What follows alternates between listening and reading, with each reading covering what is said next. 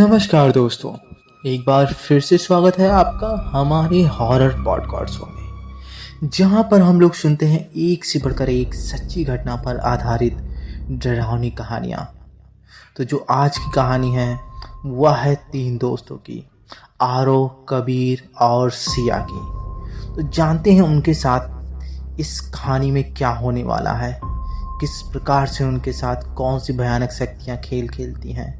तो इस कहानी में आपको यह पता चलने वाला है। लेकिन कहानी को पूरा देखने से पहले मेरी छोटी सी रिक्वेस्ट, इस छोटे से चैनल को आपका छोटा सा प्यार मिले तो मुझे बहुत ही अच्छा लगेगा।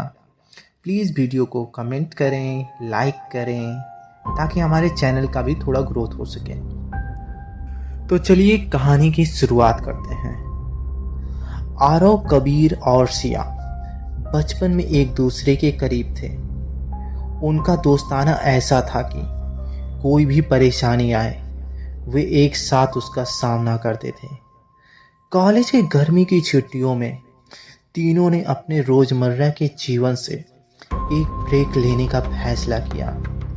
सिया ने सुझाव दिया, हमें एक ऐसी जगह जाना चाहिए जो बिल्कुल अनजान हो। आरव ने अपनी राय रखी, हाँ, परंतु कुछ रोमांचक भी होना चाहिए।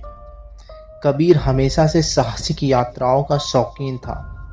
उसने एक रहस्यमय जंगल के बारे में सुना था जहां कोई ज्यादा नहीं जाता था।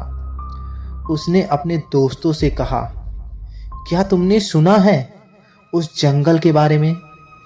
वहां का रास्ता बहुत खतरनाक है और कहते हैं कि वहां एक वीरान गांव भी है।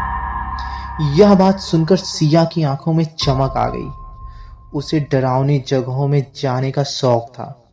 आरव थोड़ा झिझका, लेकिन दोस्तों के उत्साह के सामने उसकी हिम्मत हार गई। तीनों ने अपने बैग पैक कर लिए, जरूरत का सामान लिया और जंगल की ओर निकल पड़े। रास्ते घने पेड़ों और पथरीली जमीनों से होकर गुजरता था। जंगल में कदम रखते ही उन्हें ऐसा लगा जैसे उन्होंने किसी दूसरी दुनिया में प्रवेश कर लिया हो। हवा ठंडी और रहस्यमयी थी। पेड़ों की शाखाएं एक दूसरे में उलझी हुई थीं और सूर्य की रोशनी मुश्किल से ही जमीन पर पहुंच रही थी। अचानक कबीर को एक अजीब सी आवाज सुनाई दी। क्या तुमने सुना? उसने ऐसा पूछा। आरव ने उसे शांत करते हुए कहा, यह तो जंगल की सामान्य आवाजें हैं, तू डर मत। शाम होते होते उन्होंने जंगल के बीच एक साफ जगह ढूंढी और वहां अपना कैंप लगाया। अंधेरा धीरे धीरे बढ़ने लगा और अंधेरा घिरते ही जंगल के असली डरावने पहलू का सामना आने लगा। जंगल में पहली रात की घटना ने तीनों दोस्तों के भीतर हल्का डर पैदा कर दिया था, लेकिन वे उसे अनदेखा कर मजाक में टालने की कोशिश कर रहे थे। जैसे जैसे वे गांव की ओर बढ़ते गए, जंगल और ज़्यादा घना और अंधकारमय होता गया। चलते चलते दोपहर हो गई। अचानक कबीर को एक पेड़ पर कुछ अजीब सी आकृतियां दिखाई दी। वह पेड़ सामान्य नहीं लग रहा था। उसकी शाखाएं किसी इंसानी हाथों की तरह मुड़कर आगे बढ़ी हुई थी। कबीर ने मजाक में कहा, इस पेड़ को देखो, यह तो जैसे किसी को गले लगाने की कोशिश कर रहा है। सिया ने उसे तुरंत टोका, मजाक मत करो, मुझे यह जगह ठीक नहीं लग रही है। आरव ने सिया का समर्थन किया। इधर आरव और सिया एक दूसरे से बातें कर ही रहे होते हैं। तभी दूसरी ओर कबीर पेड़ के पास जाकर उस पेड़ को छूने लगता है। जैसे ही उसने पेड़ की शाखा को छुआ, पेड़ की जड़ें हिलने लगी और उसके चारों ओर घूमकर उसे जकड़ने लगी। कबीर घबरा गया और जोर से चिल्लाया। आरव और सिया दोनों मुड़कर देखते हैं तो कबीर उस बड़े से पेड़ के जकड़ में होता है और वह चीख रहा होता है, यह दृश्य देखकर वो दोनों बहुत ही भयभीत हो जाते हैं। कुछ देर तो उन दोनों को समझ में नहीं आ रहा होता है कि क्या किया जाए, लेकिन तभी आरव ने कबीर को पकड़ लिया और उसे अपनी तरफ खींचने लगा। वहीं दूसरी ओर सिया ने अपने आसपास देखा तो उसे एक बड़ा सा पत्थर दिखाई देता है। सिया ने उस पत्थर को उठाकर उस पेड़ की जड़ों पर तेजी तेजी से मारना शुरू कर दिया। काफ़ी मशक्क़त के बाद कबीर पेड़ की जड़ों से बाहर निकल पाता है। पेड़ से अब खून जैसा लाल लाल रस टपकने लगा और उसकी शाखाएं खुद ब खुद पीछे हट गईं। पेड़ की जकड़ से छूटने के बाद कबीर जमीन पर लेट जाता है। उसकी दिल की धड़कनें बहुत तेज हो चुकी होती हैं। वहीं दूसरी ओर आरव और सिया भी बहुत घबराए हुए दिख रहे थे। उन्हें समझ में नहीं आ रहा था कि उनके साथ यह क्या हो रहा है। कुछ देर तक वे तीनों यूं ही गुमसुम बैठे रहते हैं। कोई किसी से बात नहीं कर रहा होता है। अब उन तीनों के मन में यह डर बस चुका था और वे समझ चुके थे कि इस जंगल के बारे में जो भी अफवाहें फैली हुई थी वह सब कुछ सही है। अब एक बार फिर वे तीनों हिम्मत करके उठते हैं और गांव की ओर बढ़ते हैं। अब जंगल में आगे बढ़ते हुए उन्हें महसूस हुआ कि कोई उनका पीछा कर रहा है। हर बार वे जब मुड़ते तो उन्हें सिर्फ और सिर्फ एक काली परछाई दिखाई देती जो तुरंत ही झाड़ियों के पीछे छुप जाती थी। सिया ने डरते हुए कहा, यह जगह हमें जाने नहीं देगी। मुझे ऐसा लग रहा है जैसे कोई हमें मारने की कोशिश कर रहा है। आरव ने उसे शांत करने की कोशिश की। हमें बस उस गांव तक पहुंचना है, वहां से हमें कोई रास्ता जरूर मिल जाएगा। तभी जंगल के बीच से गुजरते हुए तीनों ने एक अजीब सी आवाज़ सुनी। वह एक औरत के रोने की आवाज़ थी। कबीर ने पूछा, यह आवाज़ कहाँ से आ रही है? आरव ने कहा, मुझे नहीं पता, लेकिन यह हमारे आसपास से ही आ रही है। कबीर ने हिम्मत दिखाते हुए कहा, हमें जाकर देखना चाहिए। हो सकता है कोई हमारी तरह यहाँ फंस गया हो। लेकिन सिया ने डरते हुए कहा, नहीं, हम लोग को अपने रास्ते पर चलना चाहिए और इस जंगल से बस निकलने का ही कोशिश करना चाहिए। हम लोगों को उस आवाज़ की दिशा में नहीं जाना चाहिए। लेकिन आरव कबीर की बातों से सहमत होते हुए कहता है, हो सकता है कोई हमसे मदद की गुहार भी तो कर सकता है। हम लोग उसकी मदद करके उसको भी यहाँ से बचा सकते हैं। और ऐसा कहकर वे तीनों उस आवाज़ की दिशा में बढ़ने लगे। बढ़ते बढ़ते वहाँ उन्हें एक पुराने कुएं के पास सफ़ेद कपड़ों में बैठी हुई एक औरत दिखाई दी। उसका चेहरा घूंघट से ढका हुआ था। सिया ने डरते हुए पूछा, आप कौन हैं? औरत ने कुछ नहीं कहा। जैसे ही वे उसके पास गए, औरत ने अपना चेहरा उठाया। अब जो दृश्य उन तीनों के सामने था उससे उन तीनों की खून सूख चुके थे।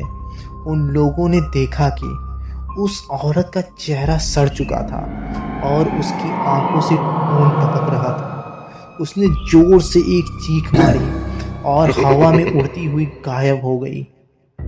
इस घटना के बाद तीनों ने महसूस किया कि इस जंगल से बाहर निकलना ही सही रहेगा।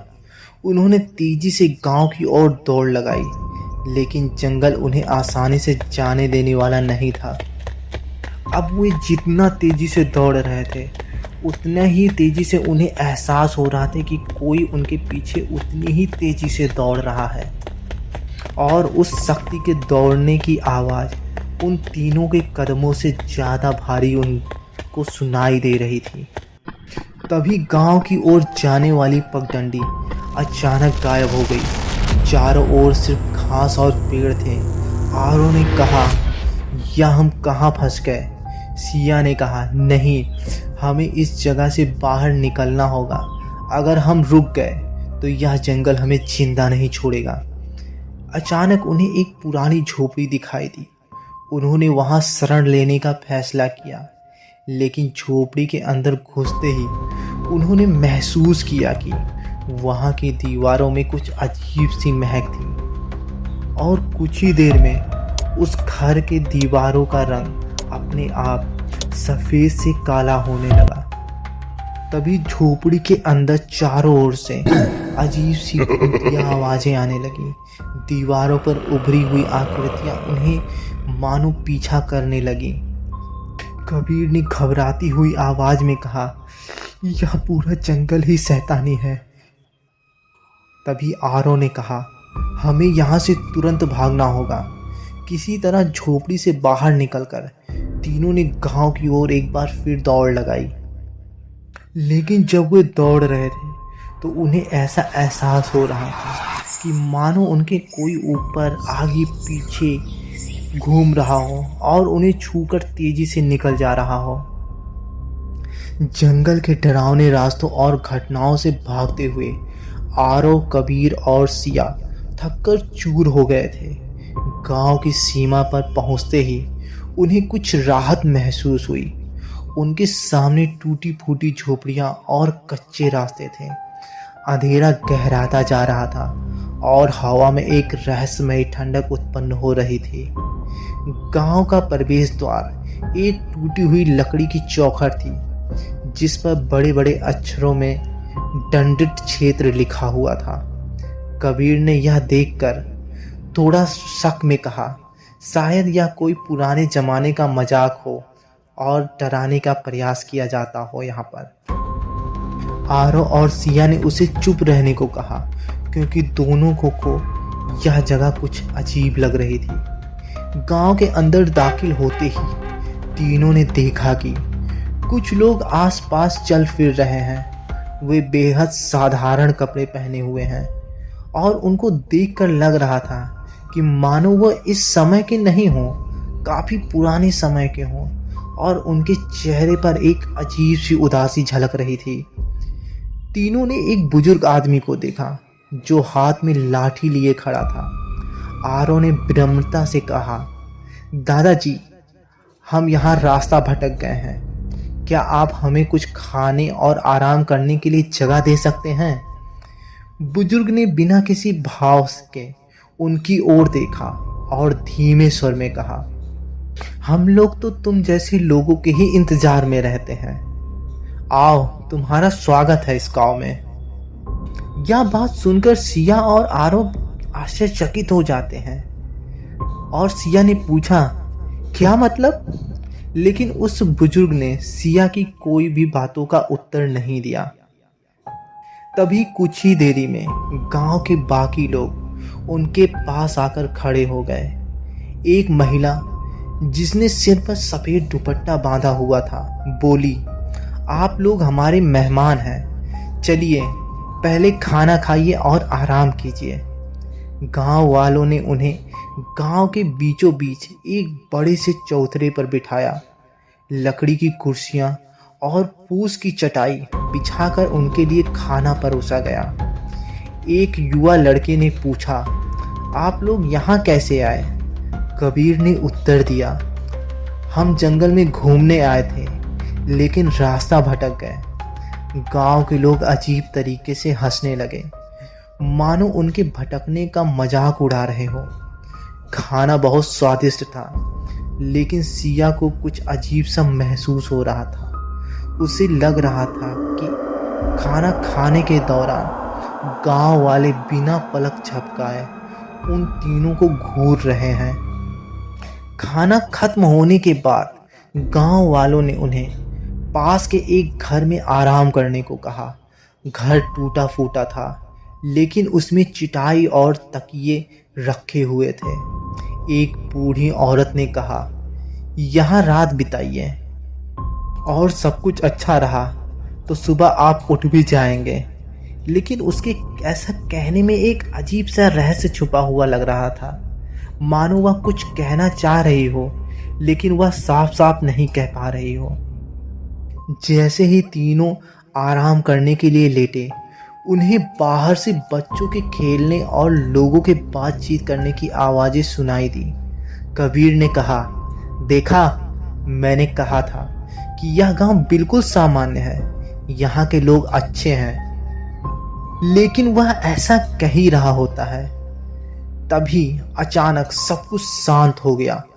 गांव से बच्चों की आवाजें, लोगों की बातचीत सब गायब हो चुकी थी। कबीर ने बाहर जाकर देखा तो पूरा गांव वीरान था। कोई भी इंसान नजर नहीं आ रहा था। आरो और सिया भी बाहर आए और चारों ओर देखने लगे। उन्होंने देखा कि जहां कुछ देर पहले गांव वाले खड़े थे, वहां अब सिर्फ उनकी परछाइयों के धुंधले निशान बचे थे। सिया ने घबराते हुए कहा, यह क्या हो रहा है? आरो ने कहा, मुझे लगता है यह गांव एक छलावा है और यह गांव उस जंगल के ही श्राप का एक हिस्सा है। जब वे ऐसा कह रहे होते हैं, तभी वे नज़र दौड़ाते हैं कि वे जिस घर में थे उसकी दीवारों पर अचानक खून के निशान उभरने लगे। एक छवि दीवार पर बन गई। वह एक आदमी की थी जिसकी गर्दन कट चुकी थी और उसके गर्दन से खून के बौछार बहुत तेजी से ऊपर की ओर निकल रहे थे, मानो किसी झरने के समान हो। सिया ने जोर से चिल्लाया, लेकिन कबीर ने उसे संभाल लिया। अब गांव का हर कोना अचानक डरावना होता चला गया। मंदिर के पास से भजन की आवाजें आ रही थी, लेकिन वे डरावनी और बहुत ही अलग थी। झोपड़ियों के दरवाजे अपने आप खुलने और बंद होने लगे। आरव ने कहा, हमें यहाँ से भी तुरंत निकलना होगा, यह गांव सुरक्षित नहीं है। सिया ने घबराते हुए पूछा, लेकिन रास्ता कहाँ है? कोई भी रास्ता तो यहाँ दिख नहीं रहा है। कबीर ने कहा, कोई रास्ता तो ढूंढना ही होगा, इससे पहले कुछ और भयानक हो जाए। जैसे ही वे गांव के बाहर निकलने की कोशिश करने लगे, गांव के लोग अचानक उनके सामने प्रकट हो गए, लेकिन इस बार वे इंसानों की तरह नहीं लग रहे थे। उनके चेहरे पर गहरे घाव थे, उनकी आंखें एकदम खाली थीं। तभी गांव वाले एक स्वर में एक साथ कहते हैं, तुम्हें यहाँ से कोई नहीं जाने देगा, अब तुम यहीं रहोगे हमारे साथ। इसी बीच उन तीनों की निगाह उस बूढ़े व्यक्ति पर पड़ती है जिससे उन्होंने पहली बार बात की थी। उसका चेहरा विकृत हो चुका था, उसकी लाठी से खून टपक रहे होते हैं। तीनों ने पूरी ताकत से अब भागने की कोशिश की, लेकिन हर गली उन्हें उसी जगह पर वापस ले आ रही थी। यह गांव किसी भूल भुलैया जैसा था, जहां से निकलना असंभव लग रहा था। सिया रोने लगी और कहने लगी, हम फंस गए हैं, अब हम यहाँ से कभी नहीं निकल पाएंगे। आरो ने शांत किया उसे और कहा, नहीं, हमें रास्ता मिल जाएगा। गांव के लोग धीरे धीरे उनकी ओर बढ़ने लगे। उनके हाथों में अजीब से औजार थे और उन औजारों को देखने पर बहुत ही भयानकता का एहसास हो रहा था। उन औजारों से खून मानो पानी की तरह टपक रहा हो। अब आरो, कबीर और सिया ने एक बार फिर मंदिर की ओर दौड़ लगाई, यह सोचते हुए कि शायद वहां से उन्हें कोई बचने का रास्ता मिल जाए। जैसे ही वे तीनों मंदिर के सामने पहुंचते हैं, एक काली परछाई धुएं से उभरती हुई नजर आती है और उसकी भयानक हंसी पूरे वातावरण में फैल जाती है। और जब वह उन तीनों दोस्त उस परछाई को देखते हैं, तो वह एक भयानक तांत्रिक की होती है और वह भयानक तरीके से तेजी तेजी से हंस रहा होता है और कह रहा होता है, तुमने मेरी भूमि पर कदम रखा है, अपनी मौत को बुलाया है। अब यह खेल तुम्हारे भाग्य का फैसला करेगा। इस खेल में सिर्फ एक ही नियम है, डर और पीड़ा। जीतोगे तो जीवित रहोगे, वरना यह जंगल तुम्हारी कब्रगाह बनेगा। उसकी आवाज़ के साथ ही मंदिर के चारों ओर की जमीन फटने लगी और एक अंधकार में गड्ढा प्रकट हुआ। तांत्रिक ने अपनी शक्ति से तीनों को अलग अलग स्थानों पर फेंक दिया। दरअसल यह जंगल और वह गांव उस तांत्रिक की ही माया जाल का खेल था, जो आए दिन किसी न किसी को अपने इस माया जाल में खेल का शिकार बनाता।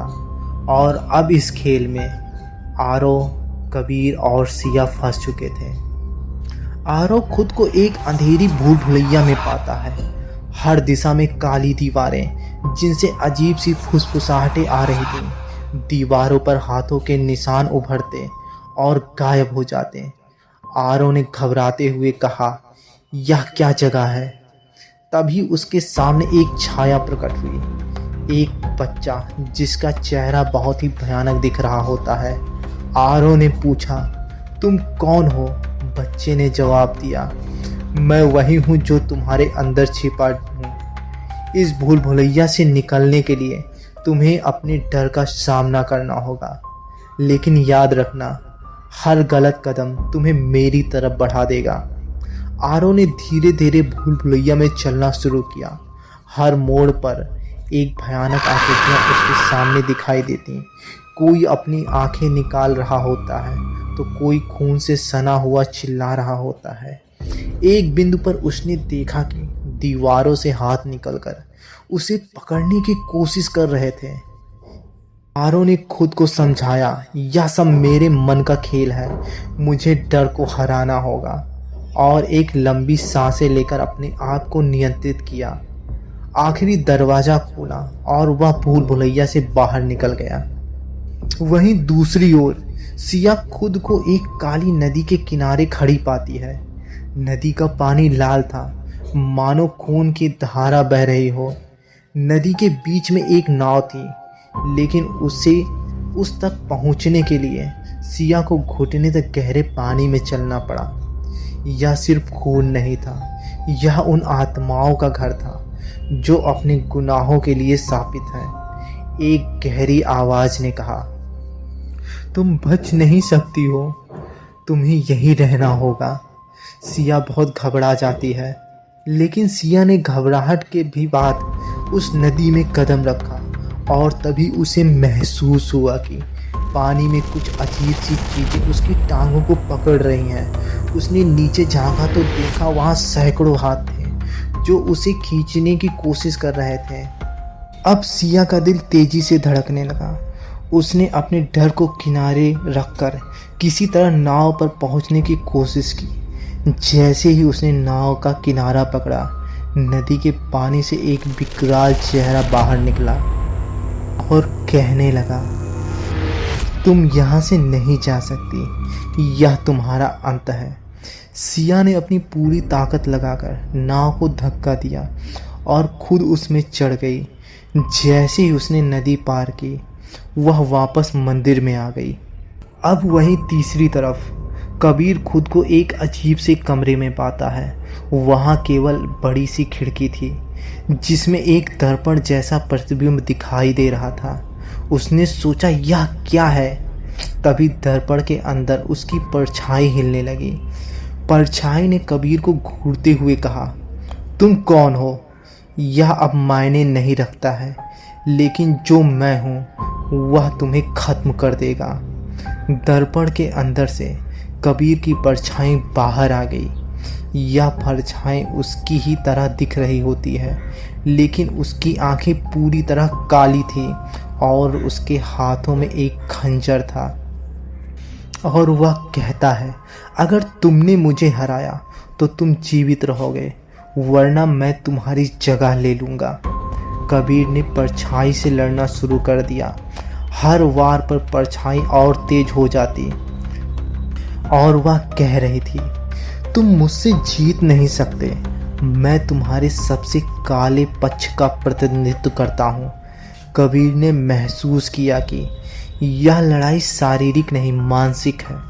उसने अपनी कमजोरियों को स्वीकार करने के लिए खुद को मजबूत किया। मैं अपने डर को हराऊंगा, तुम मेरा हिस्सा हो, लेकिन मैं तुम्हें नियंत्रित करूंगा। जैसे ही उसने अपने अंदर ऐसा विचार उत्पन्न किया, परछाई गायब हो गई और कबीर ने खुद को मंदिर में वापस पाया। जब तीनों मंदिर में वापस पहुंचे तो तांत्रिक ने जोर से हंसते हुए कहा, तुमने मेरी तीनों चुनौतियों को पार कर लिया, लेकिन अभी अंतिम खेल बाकी है। मंदिर के बीचों बीच एक खून से सना हुआ चक्र प्रकट हुआ। इस चक्र को पूरा करने के लिए किसी एक को मरना होगा। यह बलिदान तुम्हें ही देना होगा और इसी से तुम्हें आज़ादी मिलेगी। कबीर ने तुरंत खंजर उठाया और कहा, मैं यह बलिदान दूंगा। अब आरो और सिया दोनों कबीर को रोकने का प्रयास करने लगे, लेकिन कबीर रुका नहीं। वह उस खंजर को लेकर अपने सीने के अंदर उतारने वाला ही था, तो वहीं दूसरी ओर वह तांत्रिक अपनी शक्ति के घमंड में आंखें बंद करके हंस रहा होता है। तभी कबीर ने मौका देखते ही उस खंजर को उस तांत्रिक के सीने में उतार दिया और मंदिर में पास के रखे हुए एक त्रिशूल को उठाकर उसकी गर्दन में सीधा आर पार कर दिया, जिससे उस तांत्रिक की वही मौत हो जाती है। और उस तांत्रिक के मरते ही उस मंदिर का पूरा वातावरण ही बदल जाता है। अब सब कुछ वहाँ का सामान्य हो चुका था और इस तरह से कबीर, सिया और आरो की जान उन तीनों की सूझबूझ से बच पाती है। लेकिन वे आज भी इस घटना को जब याद करते हैं तो उनकी रूह कांप जाती है। तो दोस्तों, ये कहानी थी कबीर, सिया और आरो की। उम्मीद करते हैं यह कहानी आपको पसंद आई होगी।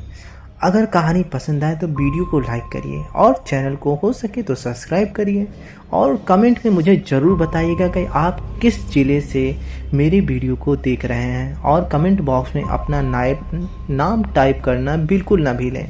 तब तक मिलते हैं किसी नई वीडियो, किसी नई कहानी के साथ। तब तक के लिए अपना ख्याल रखिए। Bye bye.